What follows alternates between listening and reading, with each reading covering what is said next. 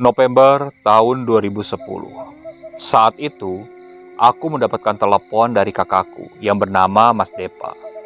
Mas Depa mengabari bahwa nenek kami meninggal dunia. Wanita tua yang dulunya selalu sabar dalam mengurusi aku hingga dewasa. Nenekku tinggal bersama Mas Depa dan istrinya yang bernama Mbak Fitri. Saat sedang dalam perjalanan, Mas Depa ini menelepon. "Dek, kamu sudah sampai mana? Mas tunggu di terminal ya." "Gak usah mas, gak usah ngerepotin. Lagian aku diantar sama Padel kok," ucapku menjawab telepon dari Mas Depa. "Loh, kamu pulang bawa temen dek?" ucap Mas Depa yang sedikit kurang suka. "Nanti disambung lagi mas, aku lagi di jalan. Assalamualaikum." Segera kuputus sambungan telepon saat itu. Jika tidak, Mas Depa akan berbicara semakin panjang dan lebar. Sebetulnya, bukan tanpa alasan Mas Depa enggan menerima tamu dari luar daerah. Dulu pernah ada mitos yang selalu dipercaya hingga saat ini. Jika ada seseorang yang datang berkunjung ke desa kami, kebanyakan dari mereka akan menghilang. Banyak kabar burung yang kudengar jika mereka yang hilang ini dibawa oleh Nyai Seruni. Tentang siapa Nyai Seruni, aku sendiri tidak terlalu tahu. Namun dulu, ketika aku masih kecil, nenekku pernah berkata, jika Nyai Seruni adalah penguasa kegelapan di daerah kami. Dari dulu hingga sekarang, orang-orang yang percaya tentang mitos tersebut akan selalu hati-hati dalam bertindak. Banyak yang bilang wujud Nyai Seruni adalah seorang wanita berparas cantik dan jelita, dengan memakai baju adat khas Jawa yang melekat di tubuhnya. Ada juga yang bilang bahwa sebenarnya Nyai Seruni ini adalah peliharaan dari pemilik tanah. Tetapi jauh dari rumor tersebut, desaku sangat asri dan tentram. Tentunya jauh dari tindakan kriminal. Sama sekali tidak pernah ada kasus pencurian ataupun bencana alam di desa kami. Sementara Mas Depa sendiri, ia adalah sosok kakak laki-laki yang kupunya saat ini. Setelah ayah dan ibuku meninggal, ia menggantikan tugas ayah sebagai tulang punggung keluarga. Bahkan aku bisa sampai kuliah saat ini, itu berkat keringatnya. Mas Depa bekerja di kantor kebun kopi.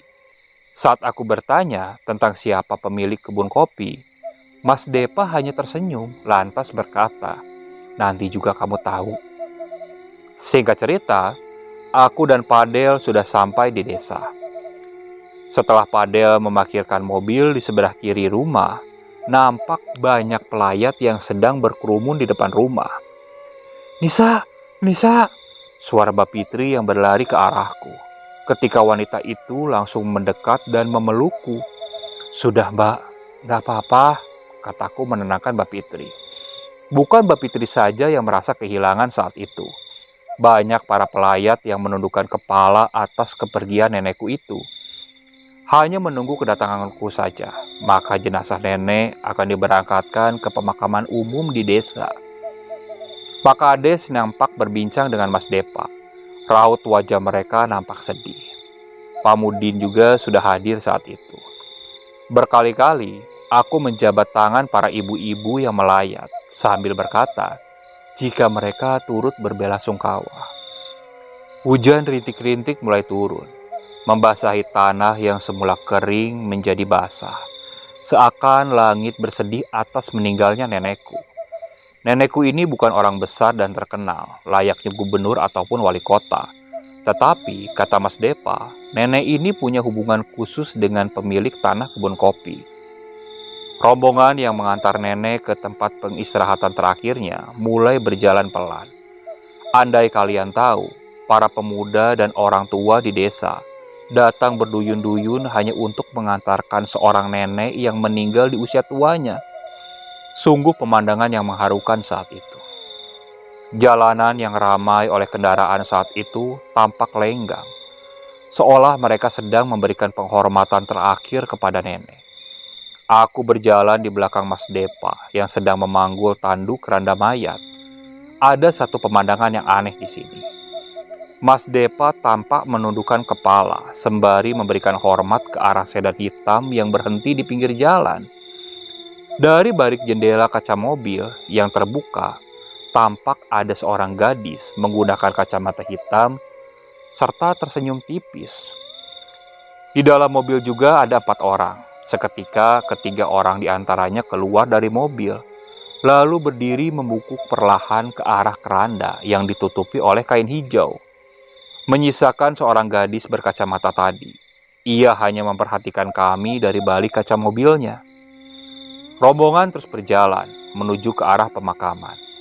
Gerimis masih setia menemani pemakaman nenek sampai selesai. Tak bisa kuungkapkan dengan kata-kata perasaan sedih waktu itu. Nenek adalah orang satu-satunya yang berjasa dalam hidupku. Sore harinya, setelah pemakaman nenek, kami sekeluarga berbincang santai, termasuk Padel yang saat itu tampak lelah. Mas Depa beberapa kali menasehatiku, jika seharusnya aku tidak membawa teman saat pulang. Saat itu, status Padel adalah pacarku, namun aku belum berani jujur kepada Mas Depa. Hingga pada malam hari, saat itu, kejadian naas terjadi. Aku kehilangan Padel. Mau dicari kemana lagi, Nisa? Anaknya ngotot, katanya mau cari angin segar, mumpung di daerah pedesaan. Padahal Mas udah larang, supaya dia ini tidak pergi jauh-jauh, kata Mas Depa saat aku menyuruh untuk mencari keberadaan Padel. Karena dari tadi sore, Padel ini masih belum kembali, dan sekarang jam sudah menunjukkan pukul 8 malam. Sudah.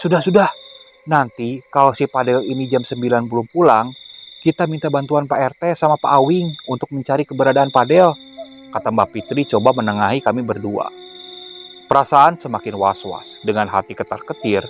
Malam itu aku berharap jika Padel ini baik-baik saja di luar sana. Hingga pukul 10 malam, Padel belum juga kembali. Perasaan semakin tidak menentu, menunggu atau pergi mencarinya. Mas Depa keluar, ia langsung pergi menuju rumah Pak Awing, kemudian ke rumah Pak RT. Ia akan mengabari bahwa Padel belum kembali sampai larut malam. Namun yang terjadi justru makian dari Pak Awing kepada Mas Depa. Sudah berapa kali aku peringatkan, jangan bawa orang luar yang tidak ada hubungan darah ke sini, apalagi tanpa izin pemilik tanah, Dep, kata Pak Awing dengan nada tinggi. Berkali-kali Mas Depa meminta maaf atas keteledoran yang ia lakukan. Beberapa orang sudah berkumpul di depan rumah malam itu. Mbak Fitri terus saja memeluk sambil menenangkan diriku. Tak henti-hentinya aku panjatkan doa kepada Allah yang Maha Kuasa agar Padel ini segera ditemukan. Pak RT mulai mengerahkan pemuda desa yang tahu seluk-beluk desa guna mencari keberadaan Padel malam itu. Wajah khawatir bercampur dengan panik terpasang di muka warga yang datang ke rumah malam itu. Mas Depa pun punya kelebihan yang tidak orang miliki. Ia bisa berinteraksi dengan makhluk tak kasat mata. Tetapi karena Mas Depa menghargai Pak Awing yang lebih tua, maka segala urusan diserahkan kepada Pak Awing. Dep, kamu coba terawang. Semoga saja pemuda itu belum masuk ke kebun kopi, pinta Pak Awing dengan mimik wajah harap-harap cemas. Satu hal yang aku tahu, jika seseorang tanpa izin sang pemilik tanah memasuki kebun kopi, maka orang tersebut tidak akan keluar dengan kondisi hidup. Atau jika beruntung, orang itu akan diketemukan, tapi akan mengalami gangguan jiwa ataupun gila. Lebih parahnya lagi, jenazahnya tidak akan pernah diketemukan. Berbeda dengan orang-orang yang memang bekerja di kebun kopi, mereka sudah diberikan izin untuk keluar masuk ke kebun kopi tersebut. Malam semakin larut. Begitu juga dengan rasa penyesalanku dengan mengizinkan Padel yang memaksa untuk mengikutiku pulang. Padel ini memang keras kepala. Dia takut terjadi sesuatu pada diriku dalam perjalanan. Maka dia bersikeras untuk mengantarkanku pulang ke desa. Pak RT dan Mas Awis sudah bergegas guna mencari keberadaan Padel. Beberapa pemuda berdatangan menawarkan bantuan untuk mencari Padel malam itu. Sampai-sampai Bapak Kepala Desa pun datang malam itu. Mereka ramai-ramai mencari keberadaan Padel. Suara takbir bergema menemani perjalanan para pemuda kampung yang mencari keberadaan Padel. Badanku terasa lemas. Air mata terus berkucuran keluar kala pencarian mereka tak membuahkan hasil. Hingga pagi hari pun, keberadaan Padel masih menjadi misteri. "Mas, tolong cari lagi toh mas," rengekku kepada Mas Depa. Kakak laki-laki yang menjadi tumpuan harapanku satu-satunya saat itu. Jika tidak kepadanya, maka pada siapa lagi aku harus memaksa orang untuk mencari keberadaan Padel. "Mau cari di mana lagi, Dek? Kalau sudah masuk ke kebun kopi, Mas juga bingung harus berbuat apa," ucap Mas Padel dengan nada sedih. "Ini yang Mas takutkan loh, kalau kamu bawa pulang temen." "Ya, dicari ke kebun kopi, Mas," jawabku asal. Padahal saat itu aku tidak tahu betapa angkernya kebun kopi di desaku. "Kebun kopi ini luasnya ratusan hektar, Dek. Kamu mau nyari sampai kapan?"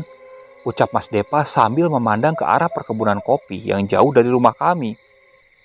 "Dari mana Mas Depa tahu kalau Padel ini masuk ke kebun kopi?"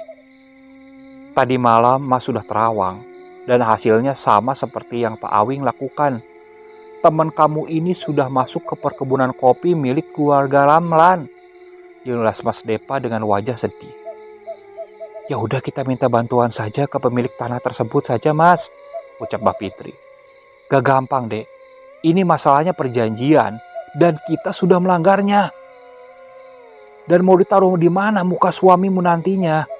Padahal terakhir keluarga ini sudah mempercayakan produksi dan kantor kebun kopi ini kepadaku. Aku malu, Dek," lanjut Mas Depa tanpa memperdulikan perasaanku. Mas Depa mewanti-wanti agar aku tidak mencoba masuk ke kebun kopi guna mencari Padel. Perasaanku kalut. Sudah tak karuan harus berbuat apa. Namun di sana ada semacam dorongan yang sangat kuat untuk mencari Padel ke dalam kebun kopi. Setelah Mas Depa berangkat kerja dan Mbak Fitri sibuk di dapur, dorongan untuk memasuki kebun kopi sangat besar saat itu. Bahkan peringatan dari Mas Depa tidak aku indahkan lagi. Diam-diam aku keluar rumah tanpa sepengetahuan Mbak Fitri. Ku ingat-ingat kembali jalan menuju kebun kopi yang letaknya memang cukup jauh dari rumah. Setelah berjalan cukup jauh, terlihat plakat peringatan. Peringatan bagi warga dan penduduk sekitar desa dilarang memasuki area kebun kopi tanpa seizin pemilik kebun. Hanya tinggal beberapa langkah lagi, aku mulai memasuki kebun kopi. Namun, keraguan mulai datang terlalu cepat. Langkah terhenti sejenak. Kuniatkan langkahku dengan doa, lalu meminta izin di dalam hati untuk mencari Padel. Memang dari luar kebun kopi itu tampak biasa saja, layaknya kebun kopi pada umumnya, dengan suasana yang amat sepi serta angin sepoi-sepoi meniup dedaunan. Jika bukan karena Padel, mungkin saat itu aku tidak akan pernah berani menginjakkan kaki di kebun kopi tersebut. Perlahan aku mantapkan hati di setiap langkah. Bibirku terus mengucap kalimat tasbih, mengiringi langkah kaki yang semakin dalam memasuki kebun kopi. Ketika aku sudah masuk ke dalam perkebunan kopi, sayup-sayup terdengar suara orang yang sedang berbincang dan bercanda.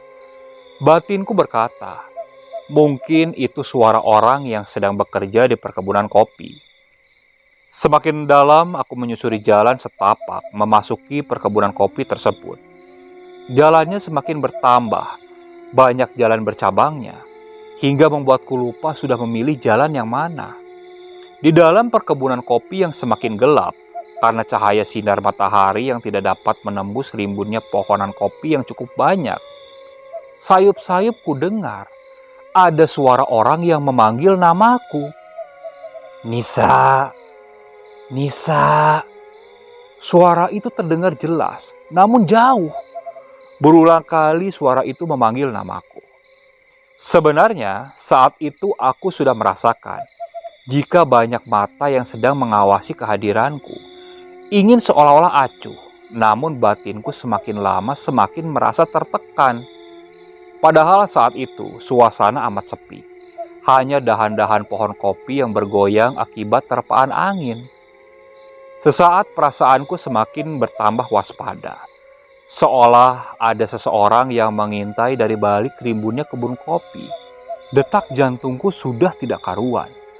Rasa takut sudah memenuhi perasaanku. Aku coba hentikan langkahku.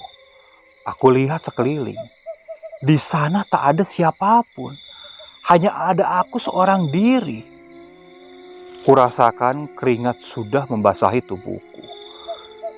Saat aku sedang melihat sekeliling ini, tiba-tiba aku dikagetkan dengan sentuhan dingin di tangan sebelah kananku. Hampir saja aku berteriak. Saat kulihat ke arah belakang, di sana ada seorang nenek-nenek memakai baju seperti pekerja kebun. Awalnya aku sempat berharap untuk mendapatkan pertolongan kepada si nenek tersebut. Nak, mari mampir dulu ke gubuk nenek sebentar. Minum dulu di sana. Begitu kata si nenek dengan keranjang kopi di punggungnya. Karena merasa lelah dan letih, kuputuskan untuk mengikuti si nenek yang belum ku ketahui siapa namanya. Perjalanan menuju gubuk si nenek ini terasa panjang dan jauh.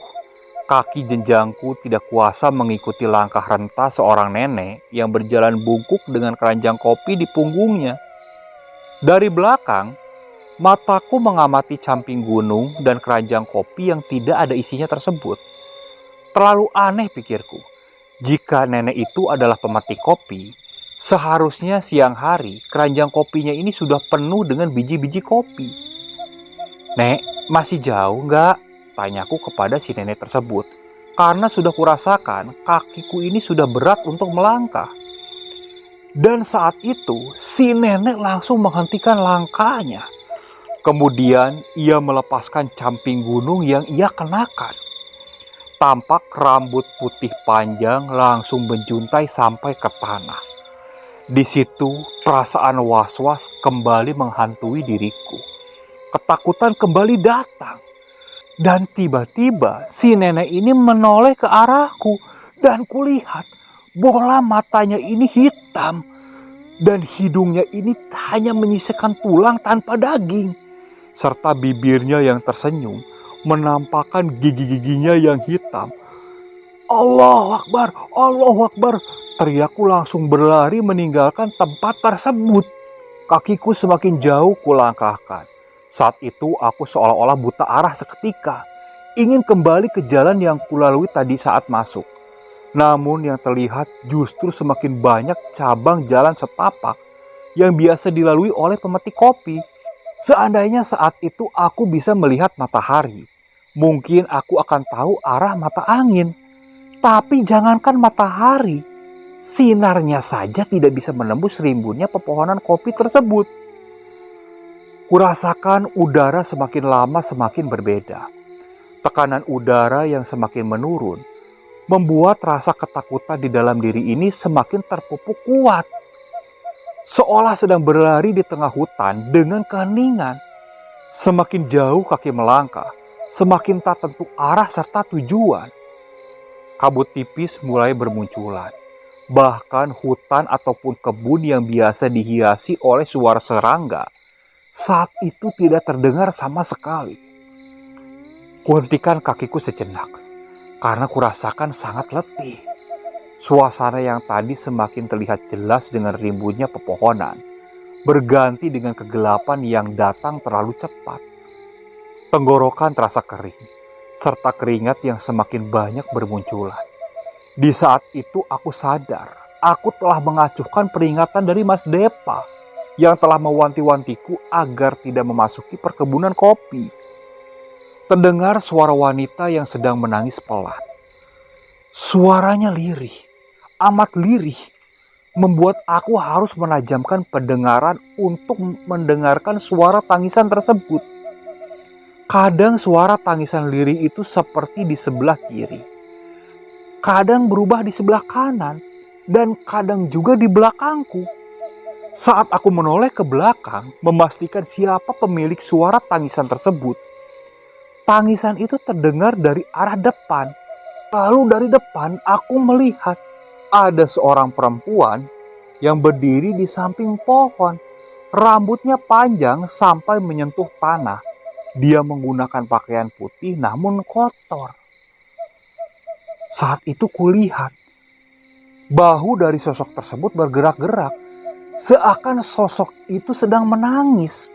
Jadi aku sadar kalau suara tangisan itu seperti berasal dari sosok perempuan tersebut.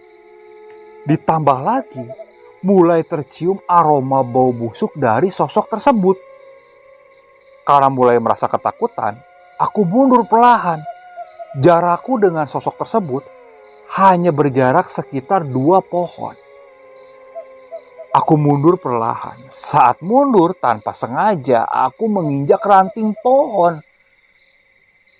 Saat aku menginjak ranting pohon, pandanganku teralihkan otomatis ke bawah. Saat aku melihat kembali ke arah depan, sosok tersebut sudah menghadapku. Kini kulihat wajahnya itu benar-benar menyeramkan. Ditambah lagi dari leher sosok tersebut tampak ada luka dan darah masih mengucur dari luka di lehernya itu. Tanpa pikir panjang, aku langsung menutup mulutku atas pandangan mengerikan tersebut. Rasa takutku semakin menjadi. Tak kala kulihat, sosok kuntilanak itu mulai bergerak-gerak mendekat ke arahku. Aku langsung berlari meninggalkan tempat tersebut. Karena berlari dengan rasa panik, aku sampai terjatuh beberapa kali. Ditambah lagi, suara cekikikan kuntilanak tersebut seakan terus saja terdengar. Belum sampai di situ, ketika kegelapan mulai menelan cahaya yang terlihat hanya kepekatan malam. Semua makhluk beraneka ragam dan bentuk yang berbeda-beda mulai bermunculan dari kegelapan. Seandainya aku punya pilihan saat itu, mungkin yang aku ambil adalah mati. Karena yang kulihat dalam perkebunan kopi bukan sekedar makhluk tapi iblis. Iblis yang bisa memakan jiwa makhluk hidup lainnya. Indera penglihatanku sudah tidak berfungsi karena yang kulihat hanya kegelapan. Satu sentuhan tangan dingin kurasakan menyentuh punggungku. Saat itu aku tidak berani menoleh ke belakang karena perasaan berkata, jika di belakang punggungku saat itu telah berdiri sosok yang sangat menyeramkan. Detak jantungku langsung tak karuan dengan kucuran keringat dingin yang terus keluar dari tubuhku. Sesaat kemudian, sentuhan tangan dingin ini bertambah menjadi 2, menjadi 3. Kemudian semakin banyak tangan-tangan yang memegangi tubuhku. Hingga akhirnya aku terjatuh dengan posisi terlentang. Dengan genggaman tangan-tangan dingin tersebut seolah-olah memegangi tangan dan kakiku. Tak ada suara tangisan keras dari mulutku, karena salah satu dari tangan tersebut sepertinya membekap mulutku. Jiwaku ingin berontak, tapi aku tidak berdaya sama sekali.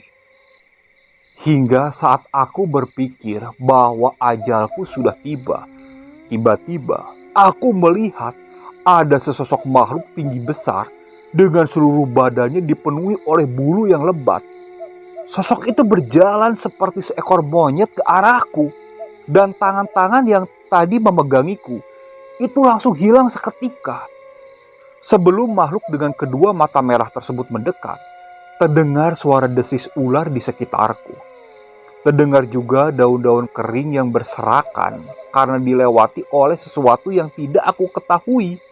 Jantungku terasa mau copot tak kala aku merasakan seperti ada lidah bercabang yang sedang menjilat pipi kiriku.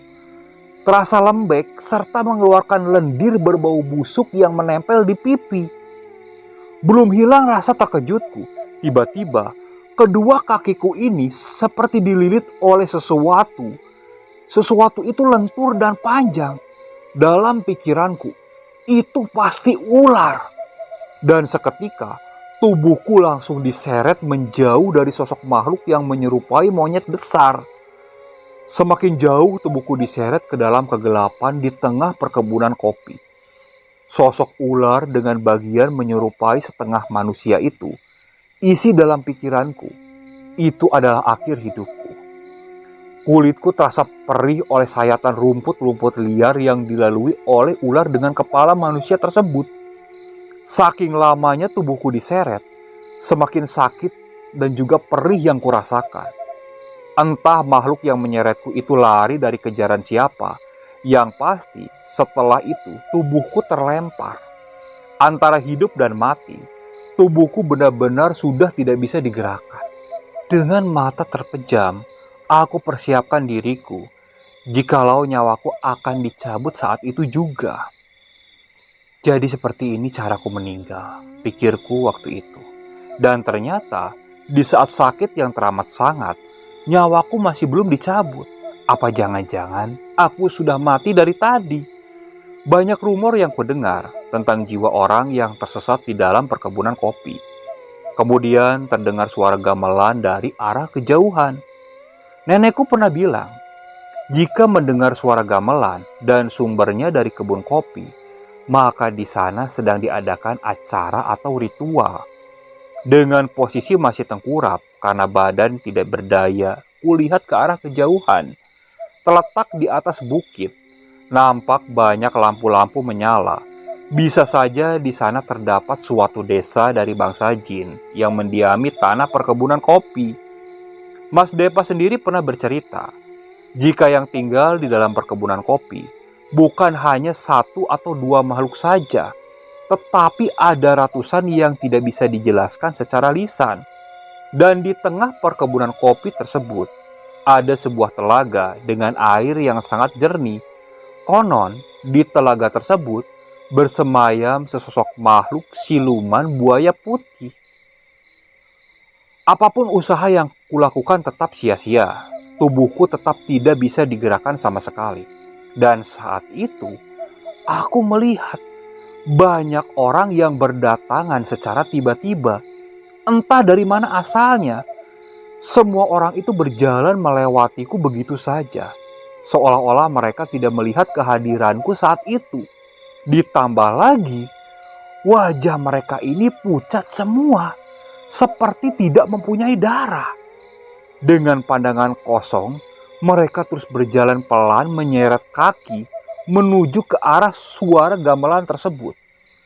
Satu persatu terus kuamati wajah-wajah orang yang terus berjalan ke arah gemerlap cahaya.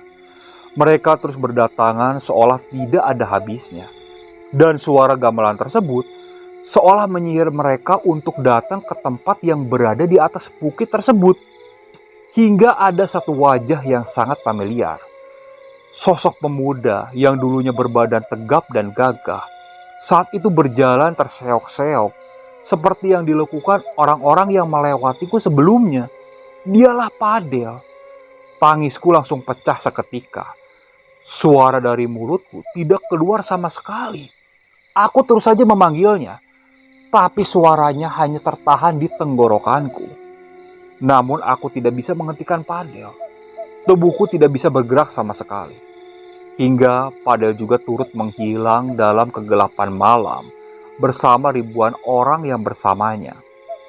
Sepasang kaki terlihat berhenti di depanku. Mataku sudah mulai berat, bahkan hembusan napas semakin lemah. Awalnya aku berpikir, itulah akhir hidupku.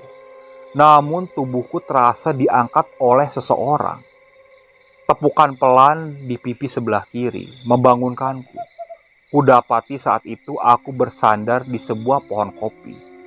Sedangkan di depanku sudah muncul sesosok gadis yang umurnya hampir sebaya denganku.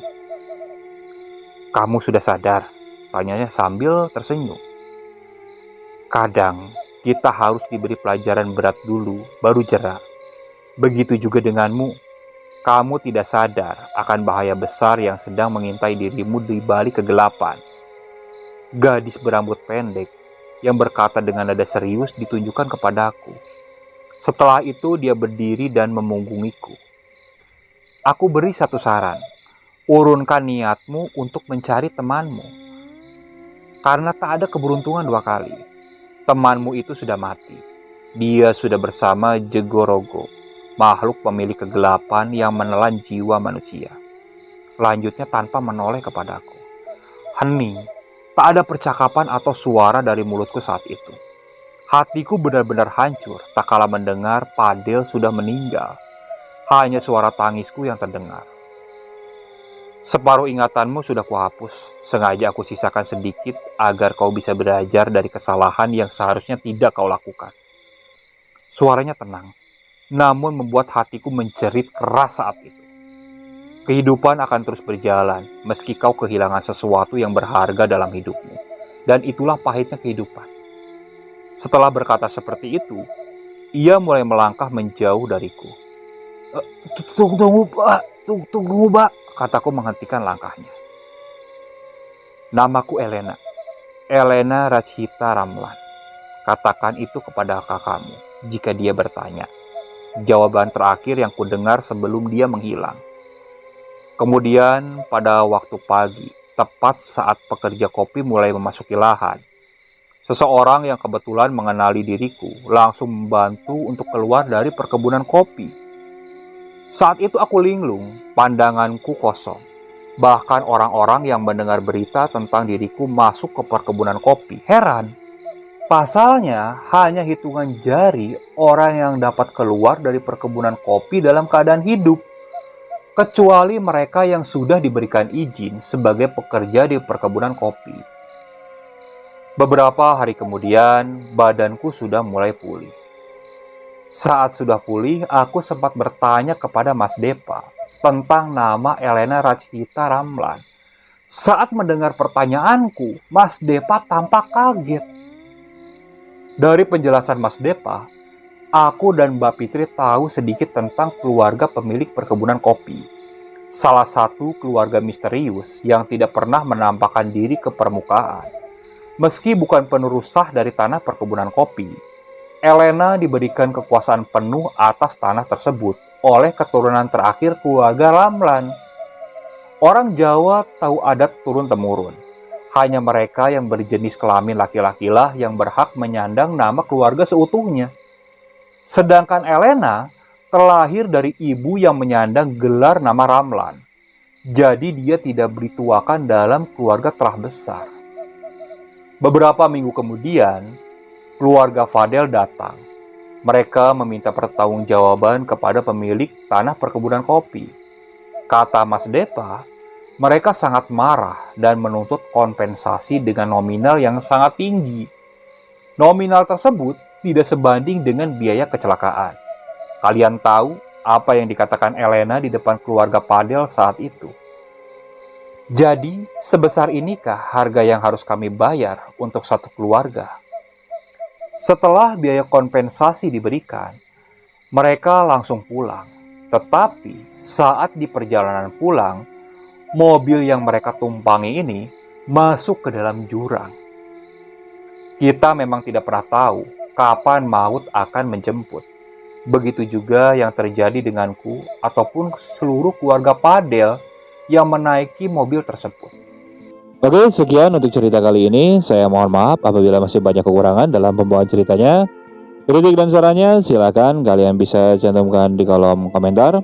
Tak lupa saya juga ucapkan terima kasih kepada narasumber yang sudah membagikan kisahnya, termasuk para penonton yang sudah mampir dan mendengarkan cerita dari channel Rentera Keramat ini.